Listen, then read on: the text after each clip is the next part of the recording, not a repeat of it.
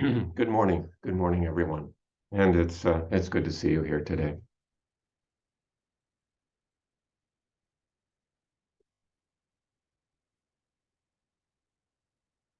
So, in the past weeks, uh, we've been talking about the four methods of guidance for the Bodhisattva, which sounds pretty esoteric, but it's actually pretty everyday.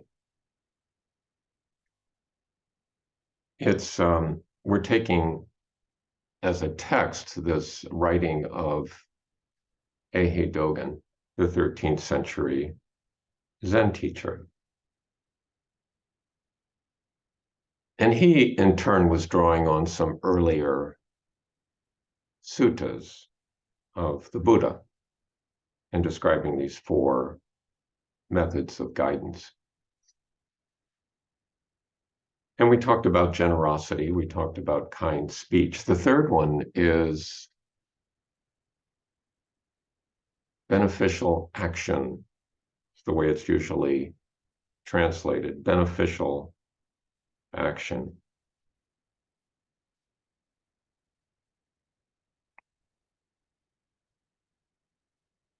Beneficial, benefit, bene facere, to do good, to make good.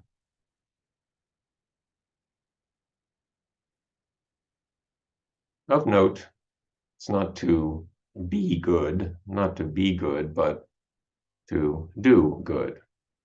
Because the notion of being good doesn't really fit with a lot of Buddhist teaching. Teaching of no self, having no fixed self. The self as a process and not a thing. So you can't really ascribe goodness to it. But actions can be determined as either good or not good. Now, the notion of what is good is tricky. In Western culture, Plato taught that good was sort of a first principle. You couldn't really define it in terms of other things. Goodness was just there.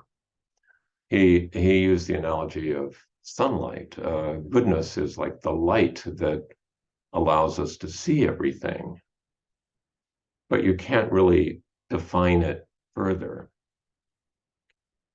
which may have made a lot of sense in Plato's world, where it was a relatively homogeneous culture.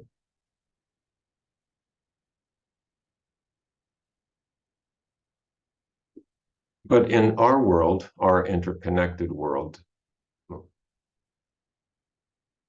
it gets more difficult. I mean, if I had been trained in a Saudi madrasa from childhood, I would probably have a different notion of good than the notion I have currently. So what is good? Well, in Buddhist teaching, the good is that which is motivated by non-greed, non-hatred, and non-delusion. Or if you want to word it positively, it's motivated by generosity, by goodwill, and by wisdom. So, in Buddhist morality is highly influenced by the notion of intention. What intention does one have? When does one's intention derive from generosity, from goodwill, and from wisdom?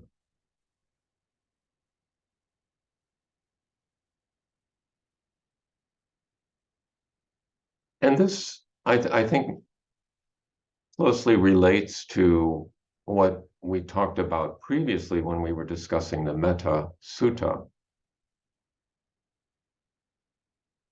The Metta Sutta describes a vision of a peaceful world where all beings are free of enmity, free of affliction, free of anxiety, and completely at ease. And the Bodhisattva archetype is also that of one striving for a peaceful world where all beings are free of enmity, free of affliction, free of anxiety, and at ease. In other words, they are awakened.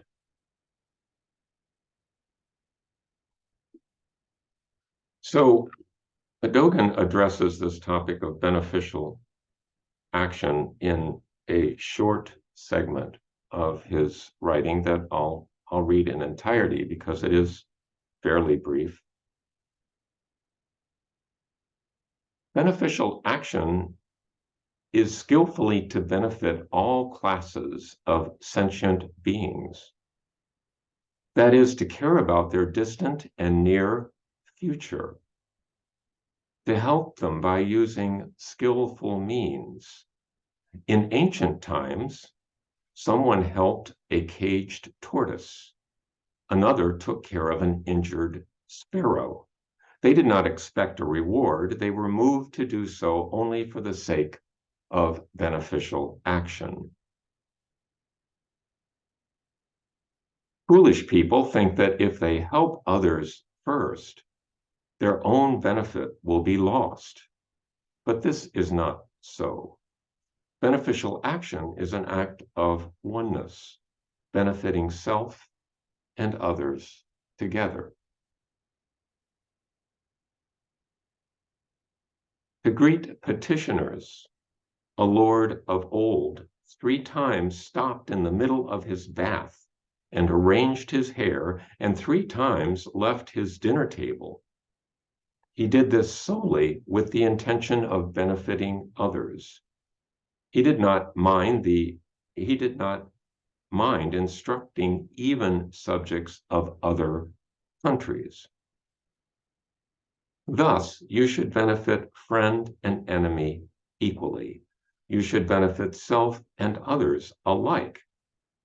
If you have this mind, even beneficial action for the sake of grasses, trees, wind, and water is spontaneous and unremitting. This being so, make a wholehearted effort to help the ignorant. So we'll go through this a little bit. Some of it requires a little explanation, and I'll just comment on a few of the passages. So beneficial action is to skillfully benefit all classes of sentient beings, all classes. So that would include animals, and it includes all classes of humans, those who are known to us, those who are unknown to us, those who are wealthy or poor, or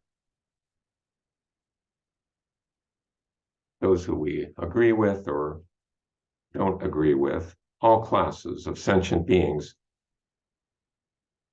whether they're distant or far. And whether it's present beings or future beings, thinking about future generations to benefit future beings as well, and to help them by using skillful means. Well, that notion of skillful means is also another important concept in Mahayana Buddhism, and it means that we have to be careful, thoughtful about trying to apply the notion of beneficial action.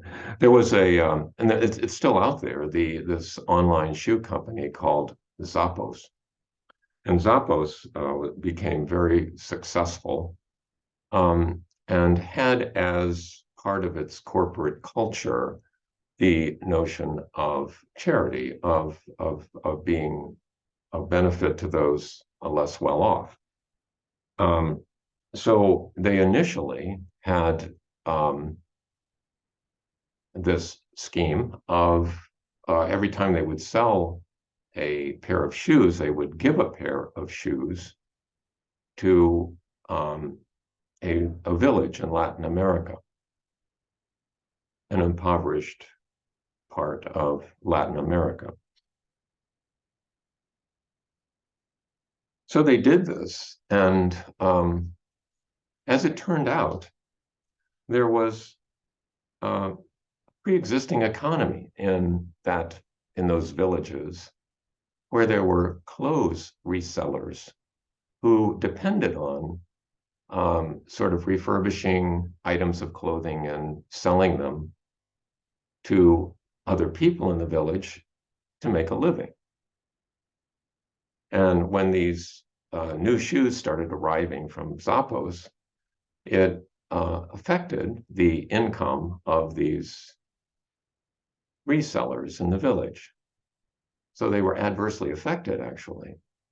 They had new shoes, but they didn't have as much income. Recognizing this as an attempt at beneficial action that had undesirable consequences, the company then changed their model and started donating to the resellers. They would collect clothing that was just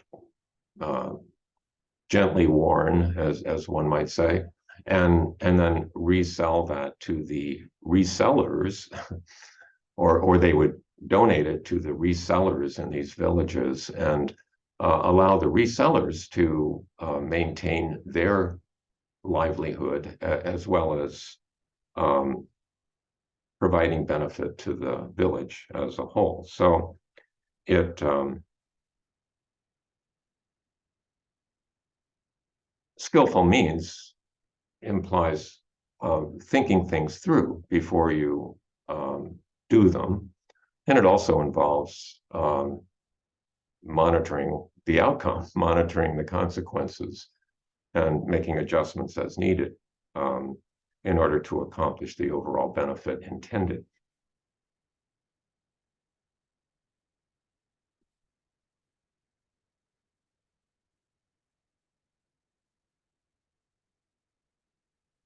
So Dogen goes on, in ancient times, someone helped a caged tortoise, another took care of an injured sparrow. These refer to basically Chinese folk tales.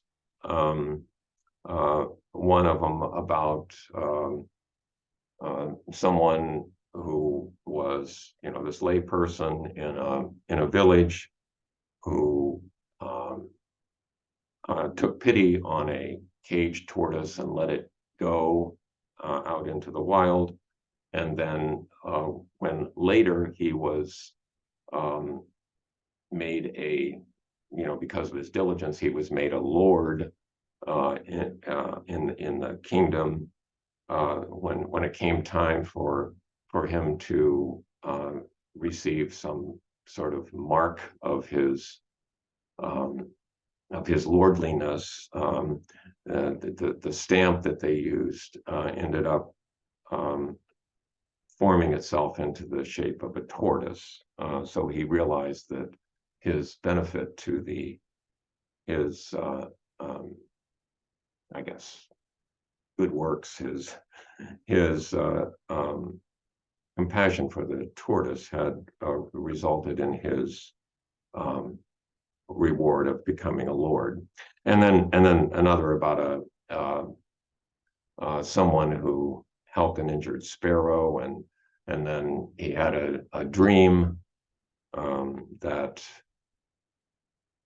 there was a sparrow that brought him 4 golden rings, and as it turned out, his family had 4 generations of prosperity, and it was supposedly due to, and these folk tales obviously were primarily intended for children, to show them that, that it pays to be compassionate. It pays to do good works.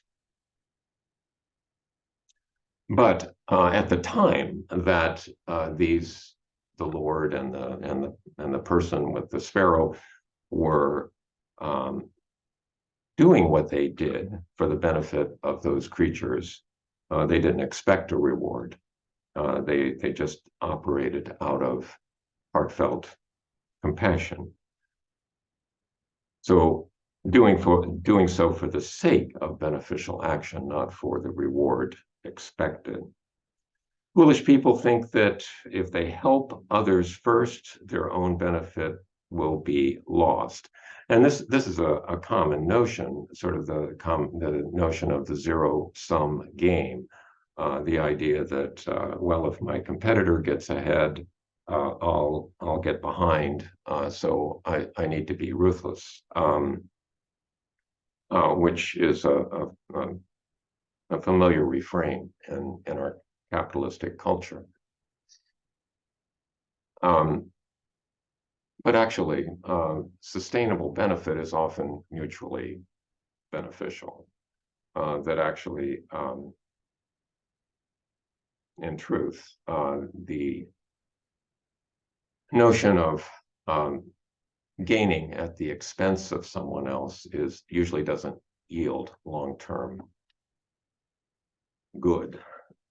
And that's what Dogen is emphasizing here. Beneficial action is an act of oneness, benefiting self and others together.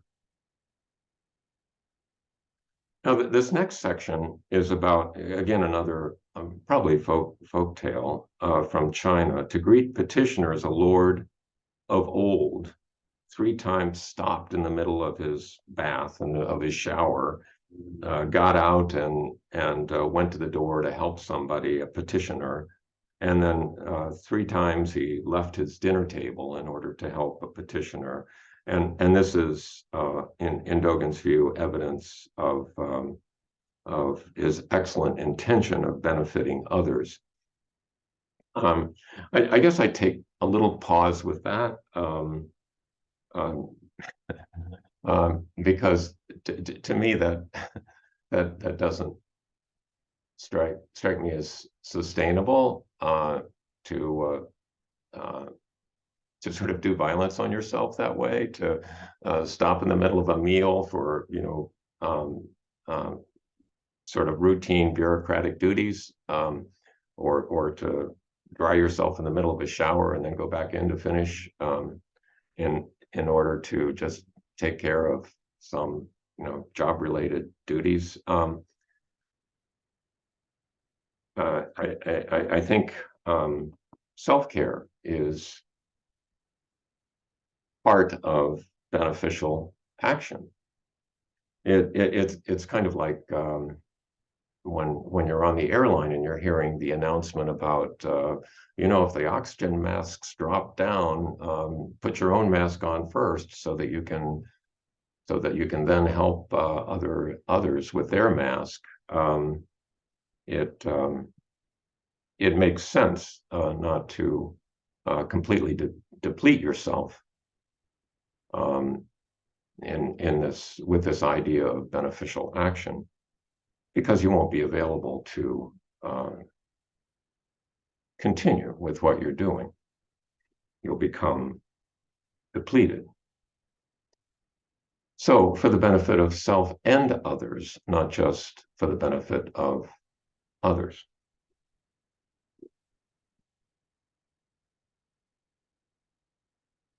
And then he didn't mind talking to people from other countries, or even, countries that were considered enemies, and you should benefit friend and enemy alike. Of course, in traditional Buddhist teaching, there is no such thing as an enemy.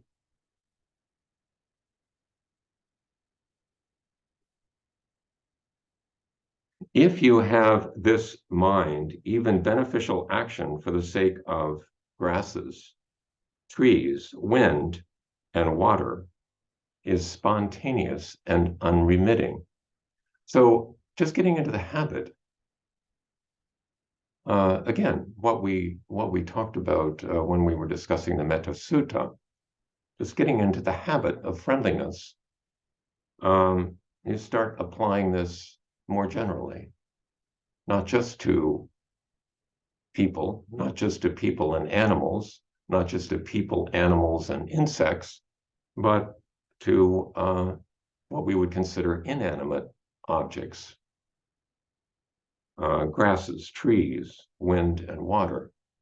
Of course, our considering them inanimate is just a product of language. They're constantly in flux. They respond to conditions. So the relatively modern notion of dividing things into animate and inanimate is somewhat arbitrary, useful perhaps, but arbitrary. So this calls upon us to take care of things in nature, even man-made things, with care.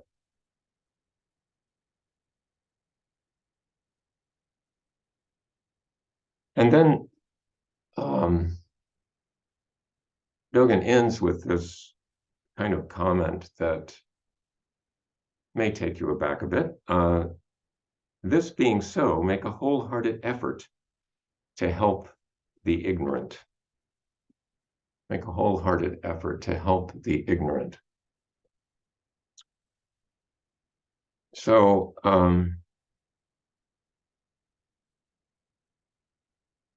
sounds a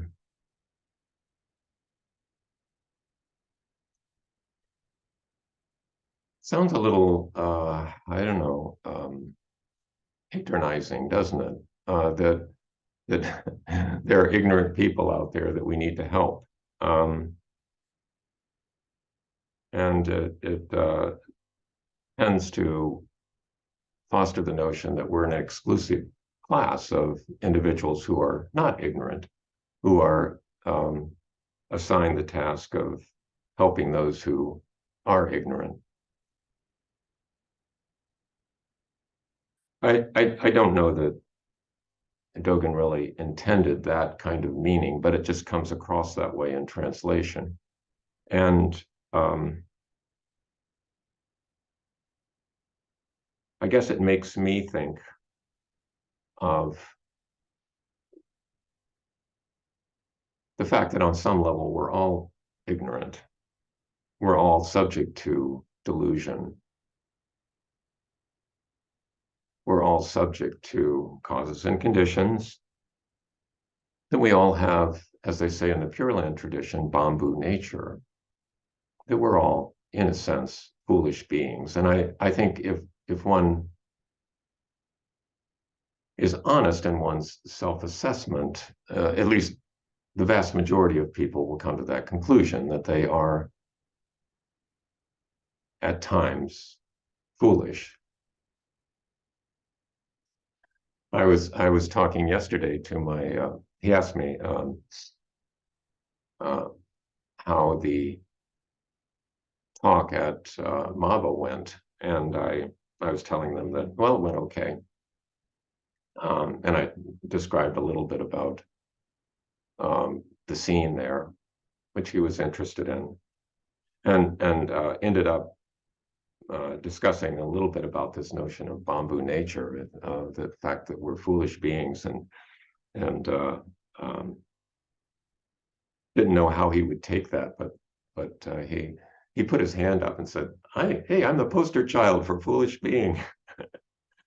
And if we're all really honest about it, I think we could all sometimes feel that we are indeed the poster child for foolish being. So this idea of helping the ignorant is can be taken in recognition of that we help each other out, that we help each other out with our foolishness in as skillful a way as we can.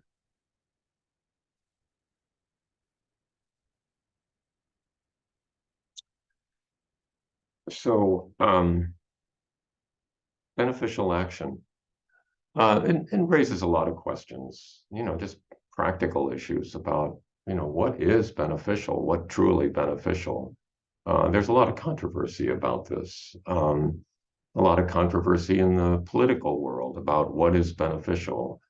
Do we help people by providing them with a safety net, or do we make them dependent? All of these arguments, um, and